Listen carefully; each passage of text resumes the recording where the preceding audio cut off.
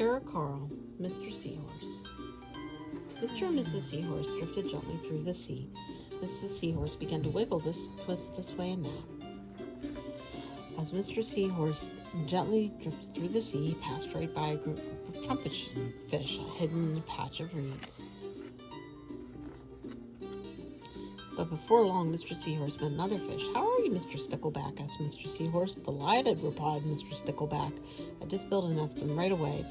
Mrs. Stickleback laid her eggs into it. Now I'm taking good care of them until they hatch." "Keep up the good work," said Mr. Seahorse, and he swam on his way.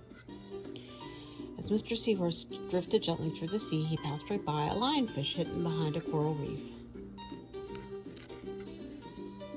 But before long, Mr. Seahorse met another fish. "How are you, Mr. Tilapia?" asked Mr. Seahorse. Mr. Tilapia couldn't answer. His mouth was full of eggs. I know, said Mr. Seahorse. "Mrs. Tilapia laid her eggs. Now you're taking good care of them until they hatch." Mr. Tilapia nodded his head. "You must be very happy," said Mr. Seahorse, and he swam on his way. As Mr. Seahorse drifted gently through the sea, he passed right by a pair of leaf fish hidden among the seaweed. But before long, Mr. Seahorse met another fish. "How are you, Mr. Curtis?" asked Mr. Seahorse. "Perfectly fine," replied Mr. Curtis.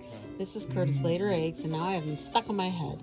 Now until I take good care of them until they hatch." "You're doing a good job," said Mr. Seahorse, and he swam on his way. As Mr. Seahorse drifted gently through the sea, he passed right by a stonefish hidden behind a rock. Sounded pretty good, too.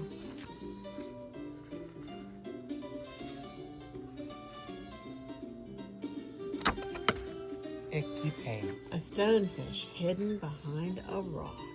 There he is. Icky page. It was sticky. Sticky like grilled cheese. But before long, Mr. Seahorse met another fish. "How are you, Mr. Pipe?" asked Mr. Seahorse. "Couldn't be better," replied Mr. Pipe. "Mrs. Pipe laid her legs along my belly. Now I'm taking good care of them until they hatch.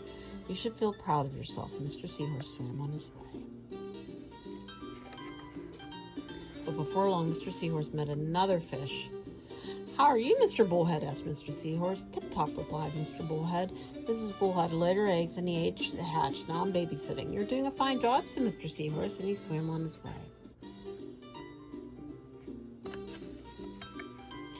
The time had come for the seahorse babies to be born.